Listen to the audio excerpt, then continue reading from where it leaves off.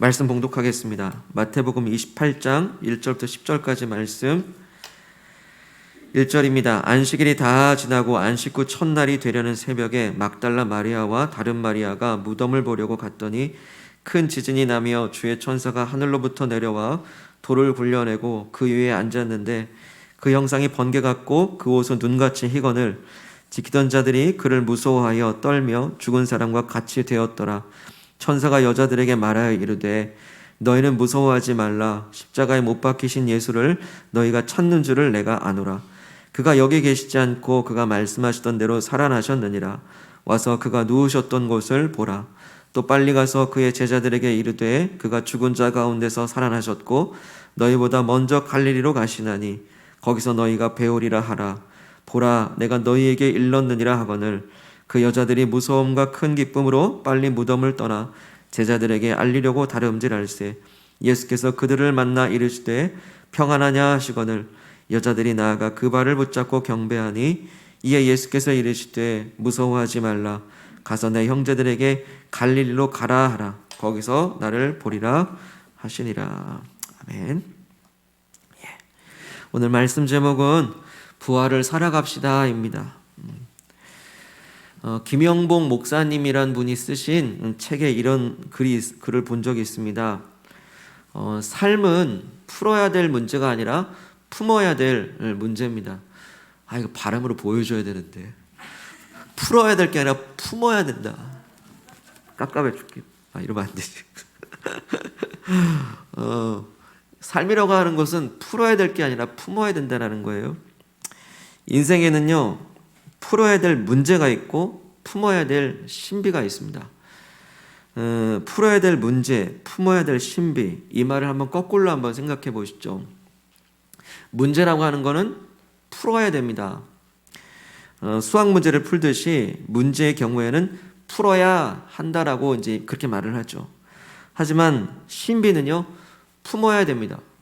신비라고 하는 것은 문제처럼 푸는 게 아닙니다. 품어야 됩니다. 그도 그럴 것이 신비라고 하는 것은 사람의 이해로는 풀 수 없는 것이 바로 신비이기 때문이죠. 만약 이 신비라고 하는 게 설명되어진다고 한다면 그래서 이거구나라고 풀어져 버리면 그것은 더 이상 신비입니까? 아닙니까? 신비가 아니죠. 그런데 사람들은 문제도 풀려 하고 신비도 풀려고 해요. 그러니까 안 풀리는 겁니다. 신비로움이 문제 풀듯이 풀려버리면 신비로움의 매력은 사라지고 더 이상 신비가 될 수 없듯이, 그래서 신비는 풀려고 하지 말고 품어야 됩니다. 그런데 참 흥미로운 점이 있습니다. 신비라고 하는 게 풀리진 않아요. 근데 품어보니까 신비가 경험되어지더라는 사실입니다. 예를 들면 사랑, 러브, 사랑이란 건 풀어야 됩니까? 품어야 됩니까? 그래서 사랑은 신비입니까? 문제입니까? 만약에 사랑이라고 하는 것을 문제 풀듯이 풀면 참 사랑은 쉬울 거예요. 풀면 되니까. 하지만 사랑을 내 뜻대로만 풀려고 하면 그때는 사랑을 경험하지 못합니다. 누리질 못해요. 그런데 사랑을 이 가슴으로 품게 되면요, 사랑을 가슴으로 품게 되면 그때부터 경험을 통해서 사랑이란 건 이런 것이구나라고 경험하게 되고 그때부터 누리게 되는 거예요. 오늘 부활절 우리는 다시 신비 앞에 서게 됩니다. 놀라운 신비, 부활입니다. 죽었던 사람이 살아나는 게 부활이죠. 예수님은 죽은 자 가운데서 다시 살아나셨음을 믿습니다. 어떻게 죽은 사람이 다시 살 수 있습니까, 여러분? 풀어집니까? 그래서 이건 신비인 거예요. 왜? 부활은 하나님의 신비이기 때문에 풀려고 하는 것이 아니라 그거는 품어야 됩니다. 놀랍게도 그처럼 부활을 믿음으로 받아들이고 가슴으로 품게 되는 그 순간에 마치 사랑처럼 부활도 경험하게 되더라는 사실이죠. 대체 왜 예수님들이 잡히시던 날 밤에 제자들은 다 뿔뿔이 흩어졌는데 어느 날 갑자기 사람이 확 바뀌더니 예수님을 위해 하나같이 다 순교의 길을 걷게 됐을까요? 대체 왜 바울은 예수님을 믿는 사람들을 잡아 죽이려고 다메섹 가던 그 사람이 어느 날 갑자기 예수님을 만나더니 예수님을 위해 자기 목숨을 내어놓는 사람으로 갑자기 변화가 됐을까요? 예수님 이후로 교회가 여기까지 오는 동안 왜 교회는 없어지지 않을까요? 지금도 신도시 보니까요, 예전보다 바르게 십자가가 또 많이 또 보이기 시작하더라고요. 왜 이상하게 교회는 없어지지 않고 더 많이 생길까요? 왜 믿음의 사람들은 사라지지 않고 오늘도 우리는 코로나 상황에서 또 예배 드리러 가냐라고 하는 그 따가운 시선을 받으면서도 우리는 또 예배를 드리고 있을까요? 바로 예수님이 죽지 않고 살아계심을 믿기 때문입니다. 많은 성도들이 부활을 머리로 이해한 게 아니라 이게 마음으로 품었기 때문에, 그것을 경험했기 때문에 그 믿음을 지켜온 거죠. 때문에 부활이라고 하는 것은 증명하는 게 아니라 증언하는 겁니다. 답답하네요. 증명이 아니고 증언이에요. 부활이라고 하는 것은 증명하는, 수학 문제는 증명한다고 그러죠. 뭔가 정의를 내리고 증명해낸다고 하잖아요. 그런데 증언은 경험한 사람만이 증언할 수 있는 겁니다. 마찬가지입니다. 부활은 제대로 설명하는 것보다 부활을 제대로 살아가는 것이 더 실감이 납니다. 부활은 사실입니다. 사람들을 설득하지 말고 부활을 살아가는 내 삶의 이야기를 들려주면 되는 것입니다. 사랑하는 여러분, 부활을 설명하려 하지 말고 살아봐서 보여주기를 축복합니다. 그렇다면 부활을 산다는 건 뭘까요? 부활을 증명하는 게 아니라 증언한다는 건 뭘까요? 부활을 풀기보다는 부활을 품고 산다는 건 뭘까요? 어떻게 하면 됩니까? 단순합니다. 우리는 예수님을 늘 만나면 돼요. 만나야 됩니다. 우리가 부활하신 예수님을 만나기 위해서는요, 가장 먼저 해야 될 가장 중요한 원칙이 있습니다. 예수님을 단순하게 사랑하는 겁니다. 예수님을 단순하게 사랑하는 거예요. 예수님을 사랑한다는 말은 우리가 많이 듣지만 여기서 더 중요한 건 단순하게입니다. 단순하게. 28장 1절 한번 읽어보겠습니다. 1절 시작. 지나고 안식 후 첫날이 되려는 새벽에 막달라 마리아와 다른 마리아가 무덤을 보려고 갔더니 합니다. 예수님께서 무덤에 계십니다. 그리고 막달라 마리아와 다른 마리아가 무덤을 찾아갑니다. 그녀들은 예수님 돌아가신 후에 당장이라도 달려가고 싶었지만 안식일에 걸려버렸어요. 그래서 안식일이 막 끝나자마자 아직 새벽 동도 트기 전에 어두울 때에 예수님의 무덤을 향해서 보려고 가고 있습니다. 다른 복음서에도 보면 여인들이 예수님의 무덤으로 갔다라는 내용들이 똑같이 증거가 되고 있는데 거기에 왜 갔냐, 거기에 내용이 뭐라고 나오냐면 미리 사두었던 향품이 있습니다. 향품. 이게 헬라어로 아로마타인데요. 요즘 말로 아로마. 향품을 예수님의 시신에 바르기 위해서 나아갔다라고 증거합니다.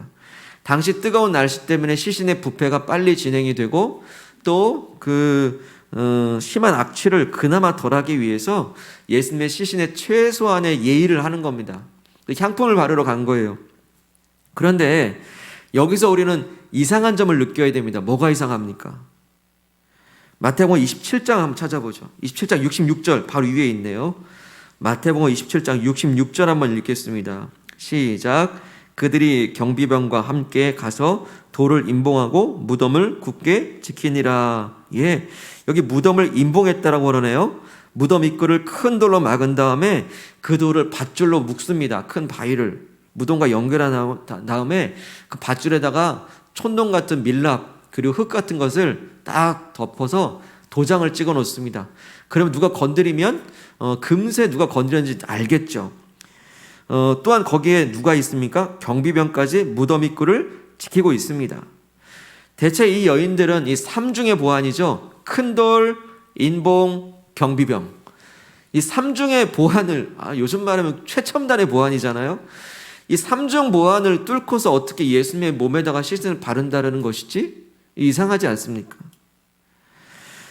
돌문을 어떻게 굴릴 것이며 인봉을 뗐다간 어떤 처벌을 받을 것이며 경비병에게 부탁이라도 할 수 있는 요량인가? 아무런 대책이 없이 그들은 향품 하나 손에 들고 가고 있습니다. 실제로 여인들은 가면서 이렇게 말했다고 합니다. 마가복음에 보게 되면 서로 말하되 누가 우리를 위하여 무덤문에서 돌을 굴려주리요 합니다. 그러니까 여인들이 가면서 향품 들고 가면서 예수님 시신에 발려 가면서 야 근데 어떻게 누가 돌문을 굴려주지? 모르겠네. 그러면서 가는 거예요. 대책 없이 가면서 자기들끼리 걱정하면서 가고 있습니다. 하지만 이 대책 없는 여인들을 누가 뭐라고 할 수 있단 말입니까? 아무런 대책이 없어도 예수님을 향한 그 사랑 하나만 바라보고 가는 그 사람들을 누가 어리석다라고 말할 수 있겠습니까? 감히. 12제자 중에 그 어떤 제자도 다 도망거리고 말하는데 예수님의 시신에 그 향품 하나 바를 생각했던 제자가 누가 있습니까? 예수님 돌아가시니까 이제 모든 것이 끝났다고 자기 길 가기에 바쁜 그 제자들보다 예수님 그 죽은 육신이라도 한 번 더 챙겨보려고 그냥 내가 몸이 그냥 가듯이 예수님을 향해 가는 그 발걸음들을 누가 무모하다고 손가락질 할 수 있겠습니까? 때로는요, 이 지식에 많아서 탈이에요. 돌을 옮기려면 몇 명의 장정이 필요할까? 아유, 안 되겠네. 무덤의 인봉을 떼려면 어떤 처벌을 받게 될까? 어이, 무섭네. 경비병을 매수라도 하려면 돈이 얼마나 필요할까? 어이, 돈 없네. 이리저리 궁리만 하다가 향품은커녕 다 포기해버리고 말 겁니다. 이 여인들은 무덤을 돌을 어떻게 누가 굴려줄까 걱정하면서도 예수님을 향해 나가고 있습니다. 과연 그 무모한 사랑의 발걸음을 과연 나라면, 과연 여러분이라면 계속 그 발걸음을 내디딜 수 있겠습니까? 그런데 놀라운 것은 바로 그 무모한 사랑이 예수님을 만납니다. 그 대책 없는 사랑이 부활하신 예수님을 가장 처음 만나게 되는 영광을 얻게 됩니다. 여인들이 무덤에 도착했어요. 갑자기 큰 지진이 나고 죄의 천사가 하늘로부터 내려와서 돌을 굴려냅니다. 그리고 그 위에 앉습니다. 돌을 누가 굴려줬습니까? 천사가 굴려준 거예요. 손 하나 까딱하지 않습니다. 사랑하는 여러분, 돌은 문제와 같아요. 내 어려운 상황일 수 있죠. 내 지식 안에 있는 어떤 한계점이죠. 근데 여인들 손 하나 까딱 안 합니다. 천사가 슉 지진 한번 나면 끝나는 거거든요. 그런데 우리는 우리 상식 안에서 기도를 하니 이게 도대체 이루어질까 고민만 하다 끝납니다. 하지만 오늘 무모한 사랑이 돌은 문제도 아니에요. 누굴 만납니까? 부활 예수님을 만나게 되는 겁니다. 여인들은 무섭기도 하고 기쁘기도 기뻐서 어서 급히 제자들에게 이 소식을 전하려고 달려갔습니다. 그런데 바로 그때였습니다. 예수님의 생생한 목소리가 들려옵니다. 9절 말씀 보시겠까요? 28장 9절에 보게 되면 예수께서 그들을 만나 이르시되 평안하냐라고 인사를 하십니다.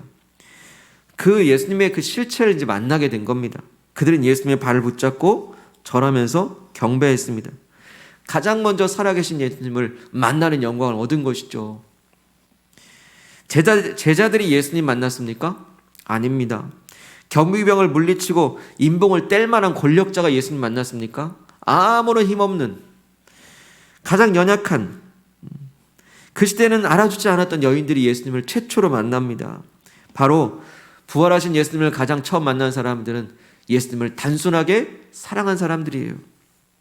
때론 무모하고 때론 더 대책 없고 때로는 바르지도 못할 향품을 그렇죠. 사실은 누가 돌문 굴려주겠습니까? 향품을 가져간다는 것은 이미 못 바른다는 걸 전제하고 가는 거예요. 그런데도 불구하고 예수님을 위해서 거룩한 낭비를 할 수 있는 사람. 아마 주변 사람이 그럴 거예요. 그 바르지도 못할 거 왜 사가냐고. 하지만 몰라요. 그냥 그분을 향한 우리의 마음은 그냥 그거예요. 낭비일지라도 그건 거룩한 낭비입니다. 낭비일지라도 그건 사랑의 낭비입니다. 그렇게 무모하게 거룩한 낭비와 사랑의 낭비를 하는 사람은요, 보상이 있어요. 낭비가 아니거든요. 예수님을 만나게 됩니다. 이 여인들의 모습은 그야말로 부활을 설명하는 사람들이 아닙니다. 부활을 사랑하는 사람들입니다. 예수님에 대해서 설명하는 사람들이 아닙니다. 예수님을 그냥 만나 사랑하는 사람들이에요. 단순하게 사랑했기 때문에 그렇습니다. 우리도 주님을 좀 단순하게 사랑했으면 좋겠어요. 주님을 단순하게 사랑한다는 건요, 오직 주님만 바라본다는 겁니다. 주님께 꽂힌다는 얘기예요. 다른 그 무엇에 내 시선을 뺏기지 않는다는 겁니다. 요즘 이 시대의 가장 큰 문제점은 우리의 시선을 빼앗는 게 너무나 많다는 겁니다. 부디 그 아담과 하와가 다른 데 시선 빼앗기지 않고 선악과에 시선 뺏기지 않고 신실하게 살았다면 얼마나 좋았을까. 근데 선악과에 시선이 뺏기는 순간 죄가 들어오잖아요. 사랑은 여러분, 시선이 뺏기면 죄가 들어옵니다. 어디에 빼앗겠냐에 따라서. 그건 통로기 때문에 그래요. 한번 지난 날을 돌아보시죠. 내 시선을 빼앗던 자리에 내 몸도 가 있을 때 돌아오는 건 뭐였습니까? 허무감 아닌가요? 공허함 아닙니까? 내 시선을 빼앗긴 자리에 한참 심취하고 집에 돌아온 그 자리에는 외로움이 찾아들어오지 않습니까? 부활을 산다는 것은요, 우리의 시선을 빼앗기지 않고 주님께로 이 시선을 고정하는 게 바로 그 부활을 사는 첫 단추입니다. 여러분, 나이키 좋아하시죠? 집에 하나씩 다 있으시잖아요, 나이키. 나이키 로고를 보시게 되면 그 밑에 항상 뭐가 써 있습니까? 영어로 Just do it 써 있습니다. Just do it이라는 뜻을 그냥 찾아보면요, 그냥 해라는 뜻이 이제 검색이 되더라고요. 그냥 해. 아무래도 스포츠 회사다 보니까 그냥 해라는 슬로건이 참 역동적으로 잘 어울립니다. 생각만 하다가 실천하지 못하는 이들이나 아니면 재고 따지다가 기회를 놓치는 사람들에게 just do it, 그냥 해, 이 말은 어떤 그 역동적인 거를 도전을 주는 거죠. 근데 이 just do it이라는 것을 인터넷에 검색하다가 어떤 분의 블로그를 들어가게 됐어요. 그런데 그 블로그에요, 이 just do it이라는 것을 의미 있게 이렇게 해석을 해놨더라고요. just do it을 그냥 해 라고만 해석하지 않고 하면 돼 라고 해석을 했더라고요. 아, 그게 맞더라고요. 그냥 해봤더니 하면 되더라를 깨달은 거예요. 그래서 just do it의 속뜻은요, 하면 된다였어요. 하면 돼. 그냥 해봐. 그럼 하면 될 거야. 오늘 이 말을 just love him, 예수님을 그냥 단순하게 사랑해 보세요. 예수님은 어떻게 사랑하지? 예수님 보여야 사랑하지? 예수님이랑 어떤 분일까? 재고 따지기보다는요, 예수님을 그냥 마음으로 품어보세요. 신비는 푸는 게 아니라니까요. 품어야지. 예수님을 그냥 단순하게 사랑하게 되면 사랑하게 돼요. 그리고 더 경험하게 된다는 사실입니다. 이처럼 우리가 예수님을 만나고 부활을 살게 될 때 나타나는 변화들이 있습니다. 가장 큰 변화가 있는데요, 무덤이 생명의 장소로 바뀌게 됩니다. 우리가 주님을 단순하게 사랑하게 되면 부활하신 예수님을 가장 첫 번째로 만나게 될 겁니다. 그렇게 만나게 되면 어떤 일이 벌어집니까? 무덤이 생명으로 바뀌게 돼요. 그런 일들이 일어납니다. 자, 오늘 이 여인들은 예수님이 누워 계신 무덤을 찾아갔어요. 거기서 뜻밖의 살아계신 예수님을 만나게 됐습니다. 자, 여기서 두 가지 단어가 반대말이 있다라는 거 느껴지십니까? 무덤에 뭐만 있죠?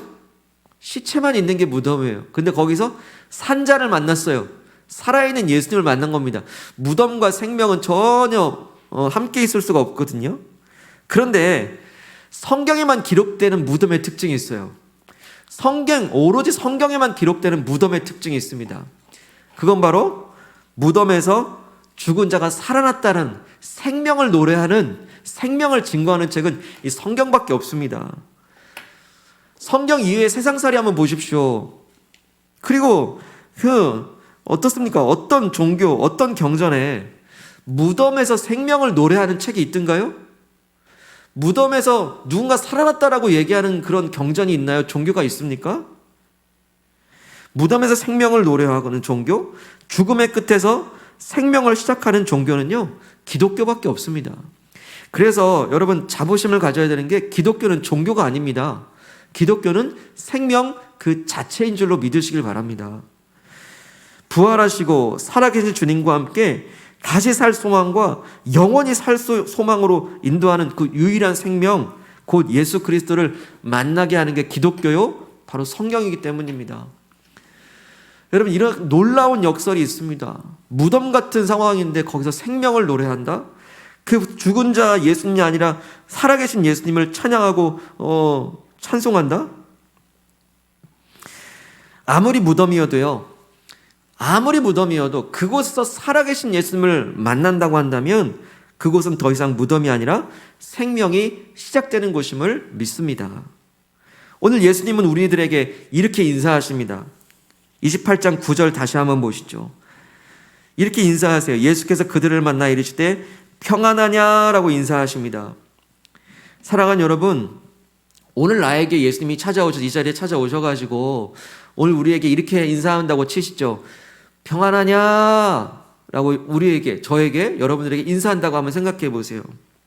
어떻게 대답하시겠습니까? 아이고 주님 평안하냐니요. 내가 얼마나 어려운 상황에 있는지 주님 아시지 않습니까? 평안은 무슨 평안입니까? 놀리시는 것도 아니고. 지금 제가 얼마나 어려움을 겪고 있는지 주님 다 보시지 않습니까? 평안하냐니요.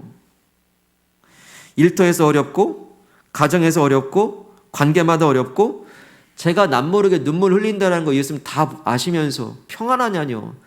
사실 예수님 너무 힘들어 죽겠어요. 죽음을 얘기합니다. 내 죽음 같은 무덤의 상황을 얘기한다는 거예요. 그런데 그 죽을 것 같은 상황에서 예수님이 인사하십니다. 평안하냐.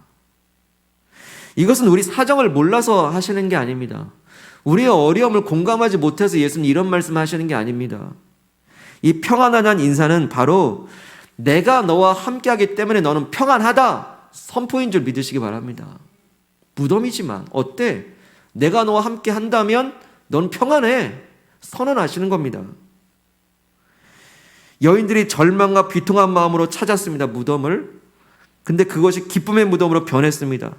비록 무덤일지라도 그 자리에는 살아계신 예수님이 함께 계셨기 때문이에요. 예수님 무덤에서 살아나셨습니다. 죽은 자 가운데서 살아나셨다라고 사도신경 고백합니다.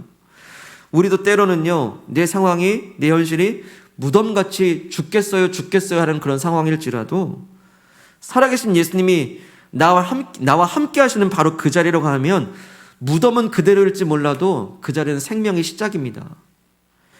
그 자리는 오히려 예수님을 만나는 자리고 예수님을 경배하는 자리입니다. 우리 9절을 이제 한 번 더 읽겠습니다. 28장 9절. 예수께서 그들을 만나 이르시되 평안하냐 하시거늘 여자들이 나아가 그 발을 붙잡고 경배하니. 자, 오늘 우리가 무덤의 현실을 보내게 될 때에, 무덤 같은 시간들을 지내게 될 때에 우리가 해야 될 일이 무엇입니까? 살아계신 예수님의 발을 붙잡고 경배하는 일임을 믿으시길 바랍니다. 그게 우리의 선택이어야 해요. 오늘 우리도 죽은 자 가운데 살아가고 있습니다. 자, 죽은 자 가운데 산다는 건 무슨 의미입니까? 예수님을 모르는 사람들은 그 영혼이 죽은 거와 마찬가지죠. 하나님 부인하는 사람들 틈바구니 속에서 때론 내가 예수 믿는 것 때문에 조롱받는 죽은 자 틈바구니에서 삽니다. 일터가 그렇고요. 가정도 그렇습니다. 친족 사이에서 그렇습니다. 죽은 자들 사이에서 우리는 살아갑니다. 내가 믿는 예수를 저희들은 조롱해요. 그런데 그런 죽은 자 가운데서 우리가 할 것은 무엇입니까? 우리도 죽겠네 그러는 게 아니라 살아계신 예수님의 발을 붙잡고 경배하는 그 일이 우리가 해야 될 우리 일인 줄 믿습니다. 그럼 분명히 예수님께서 그 건네신 평안하냐라는 그 인사가 그때부터 실감나게 될 거예요. 아, 예수님 평안합니다. 똑같이 무덤 같은 상황인데도 내가 살아계신 예수님의 발을 붙잡고 경배했더니 놀라운 평안이 찾아오던데요. 예, 주님 평안하더라고요. 내가 조롱받는 죽은 자 가운데서 사는데도 예수님의 발을 붙잡고 경배했더니 평안하던데요. 그리고 그들을 위해 기도하게 되던데요. 찬양하게 됩니다. 오늘 우리가 예수님의 이 평안하라는 인사말에 이제 반응하실 수 있기를 바랍니다. 저도 말씀을 묵상하면서 저에게 평안하냐 건네주시는 그 예수님의 음성을 들어봤습니다. 왠지 모를 평화가 찾아왔습니다. 상황이 주는 평안이 아니었습니다. 여전히 걱정거리 많고 염려거리 많고 외롭기도 하지만 그 평안하냐라는 그 한마디 인사말에 평안이 물밀듯 찾아옴을 느낄 수 있었습니다. 달관이 아닙니다. 평안해야 되니까도 아니에요. 그냥 예수님이 살아계셔서 주님을 사랑한다 단순하게 고백하고 평안하냐의 그 인사말에 주님 고백했더니, 주님을 경배했더니 평안은 그냥 찾아오는 것이었어요. 사랑하는 여러분, 부활을 살아가시기를 축복합니다.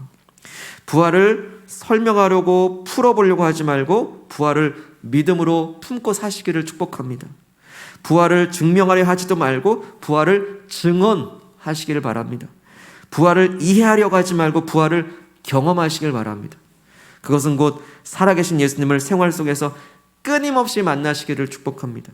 그것은 바로 오늘 내가 살아가는 현장과 상황마다 예수님 만나기 위해서 향품 하나 들고 단순하게 주님을 사랑했던 그 여인들처럼 예수님을 단순하게 사랑하시길 바랍니다. Just do it. 그냥 사랑하세요. 그럼 사랑이 느껴질 겁니다. 예수님 그렇게 사랑할 때 이제 무덤 같은 현실에서 주님의 음성을 들으십시오. 평안하냐. 나의 무덤 같은 마음, 무덤 같은 내 상황에서 분명 살아계신 주님 발을 붙잡고 경배하시길 바랍니다. 죽은 자 가운데 고통당할 때 분명 살아계신 주님 발 붙잡고 주님을 경배하실 때에 살아계신 주님이 내 안에 품고 함께 서 계심을 보게 될 것입니다. 평안한 그 이사가 이제 평안의 능력이 되는 부활의 삶을 살아가시기를 축복합니다. 이 시간 함께 기도합시다. 우리가 그 무모한 여인들을 향해서 무모하다 손가락질 할 수 있습니까? 대책 없다라고 얘기할 수 있겠습니까? 그 여인들은 우리 주변에도 종종 보입니다. 단순하게 주님을 사랑하는 사람들. 혹시 우리는 그 사람들을 향해서 무모하다 말하고 대책 없다 손가락질 했던 것은 아니었는지, 이제 우리에게 주님께서 말씀하십니다. 나를 단순하게 사랑하라 라고 말씀하십니다. 부활을 산다는 것은 머리로 이해할 수 없는 품어야 될 신비니 이 시간 우리가 고백하고 기도할 것은 내가 주님을 사랑한다라고 이 시간 고백하길 바랍니다. 언제 우리는 예수님을 사랑한다라고 고백해 본 적이 있습니까? 내가 사랑한다고 해서 책임 못 질 말 하면 못하지, 안 되지. 아니면 어색해서 안 되지. 아니면 이 죄인이 감히 내가 하나님을 사랑한다라고 말할 수 있는가? 그러나 예수님의 십자가는 우리에게 놀라운 능력으로 임하시니 우리의 부족한 사랑도 받아주시는 줄 믿습니다. 단순한다 선포하고 그냥 그분을 사랑한다 고백하게 될 때 밀려오는 사랑을 경험하십시오. 이 시간 고백하며 기도합시다. 주님 만나야 되지 않겠습니까? 내가 주님을 사랑합니다. 우리 입술로 고백하며 기도하겠습니다. 하나님 아버지, 내가 주님을 사랑합니다. 내가 주님을 사랑합니다. 부족하여도 사랑하고 연약하여도 사랑하고 죄인이지만 사랑합니다. 오 하나님, 그럼에도 불구하고 내가 주님을 사랑하는 줄 주께서 아시나이다.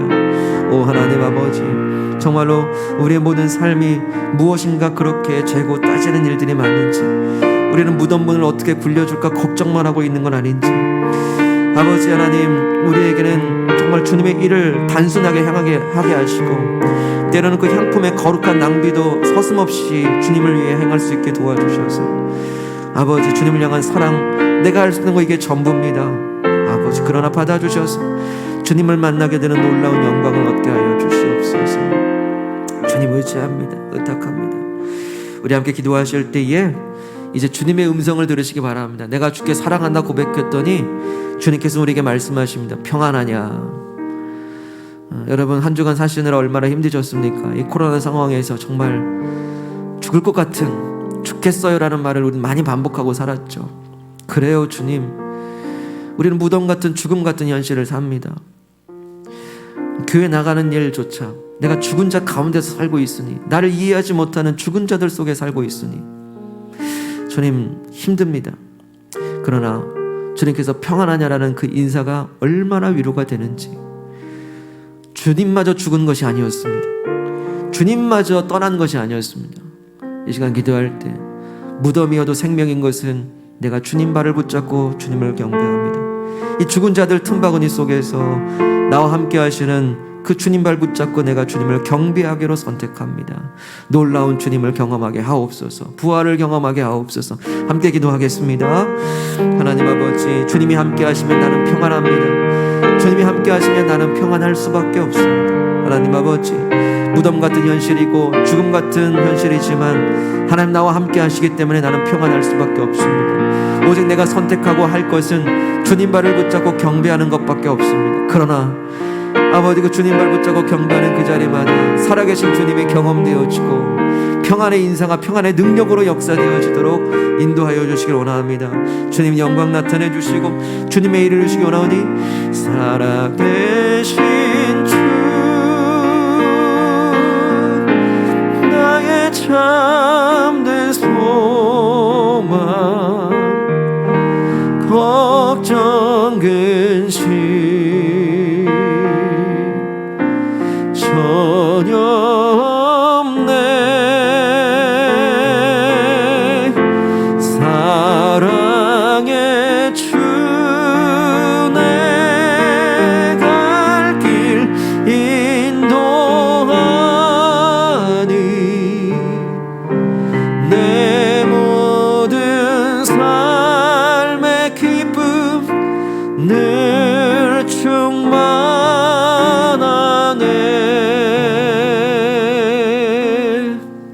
하나님 아버지, 이 어려운 현실 속에서도 부활을 살기를 원합니다. 부활을 설명하는 것이 아니라 부활을 증언하게 하시고 부활을 품게 하시며 부활의 신비를 경험하기를 원합니다. 그렇게 매 순간마다 주님 만나기를 간절히 원합니다.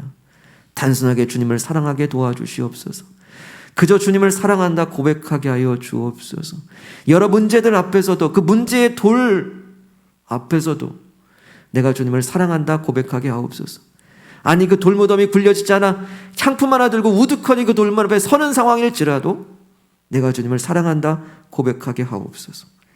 사랑한다 고백하는 이에게 죽은 예수 아니라 산 예수로 임하여 주시옵소서. 하나님, 오늘 우리에게 평안의 인사를 건네주시니 참으로 감사합니다. 아버지, 이 무덤 같은 현실들, 죽은 자들 가운데 살아가는 이 어려운 현실 속에서 하루에도 몇 수십 번 죽겠다라는 고백하는 그 순간마다 이제 눈을 들어 내 앞에 살아계신 주님을 바라봅니다. 평안하다 인사의 음성에 이제 내가 반응하며 예 주님 평안하다 고백합니다. 주님, 우리가 할 수 있는 것 주님 발 붙잡고 주님을 경배하는 것뿐이오니 내가 죽은 예수 아니라 살아계신 예수님의 발을 붙잡고 경배하는 그 모든 심령들마다 평안의 인사가 평안의 능력으로 역사하여 주옵소서. 그래서 이 모든 어려움을 이길 뿐만 아니라 넉넉히 승리하여 나는 살아계신 예수님과 함께 동행한다 부활의 증거자 다 되게 하여 주옵소서.